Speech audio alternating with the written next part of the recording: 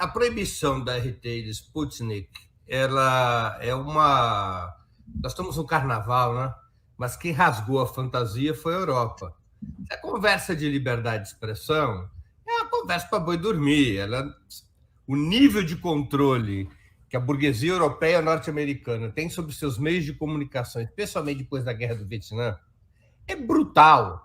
Ou é um controle pelos canais privados, existem já estudos sobre isso, como é que foi o comportamento do New York Times, o comportamento do Washington Post, o comportamento dos principais meios europeus na cobertura de guerras nos últimos 30 anos, desde a primeira guerra do Iraque, o nível de controle que os governos têm através dos proprietários desses veículos de comunicação, através dos seus editores e de uma série de instrumentos. Nos Estados Unidos, foi presa uma jornalista que revelava informações de primeira mão sobre o Iraque. Lembremos que a Judith Miller, que foi autora de um livro muito importante sobre a guerra no Iraque, foi presa porque se recusou a revelar sua fonte, que entregava a ela os movimentos da CIA na Segunda Guerra do Iraque.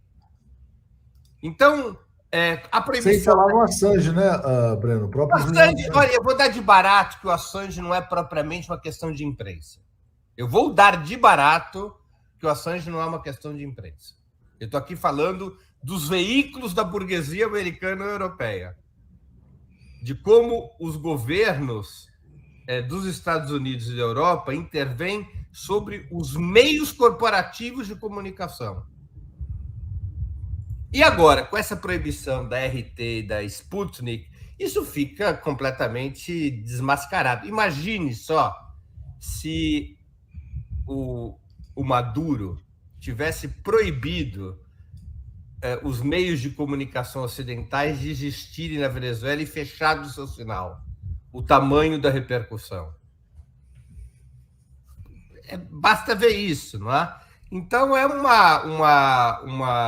um despudorado ataque à liberdade de imprensa que praticamente não teve repercussão maior, esse debate nos meios corporativos, salvo um ou outro veículo, e revela essa natureza da dominação de classe na Europa e nos Estados Unidos. Eles não brincam mais com isso. Na Guerra do Vietnã, houve não havia esse nível de intervenção. Era uma intervenção muito mais baixa.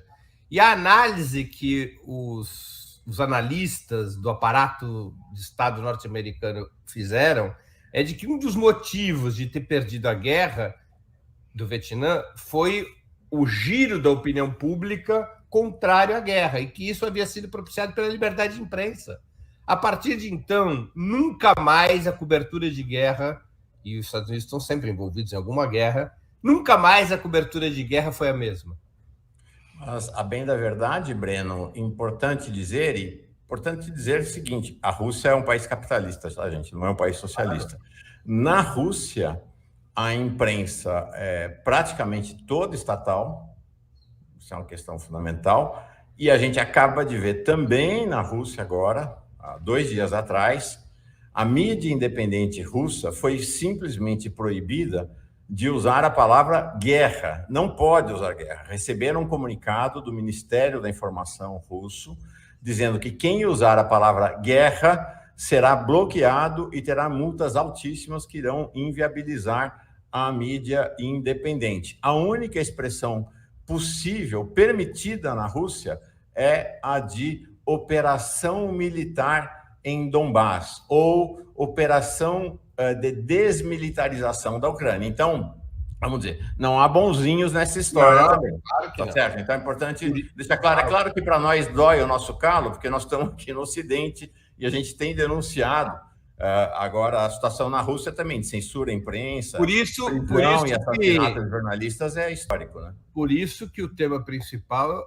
dessa questão da RT e da Sputnik na Europa é a hipocrisia, porque os países que criticam o Putin por adotar medidas de censura proíbem veículos de comunicação que contradizem o ponto de vista dos governos europeus e norte-americanos. Aí reside a hipocrisia.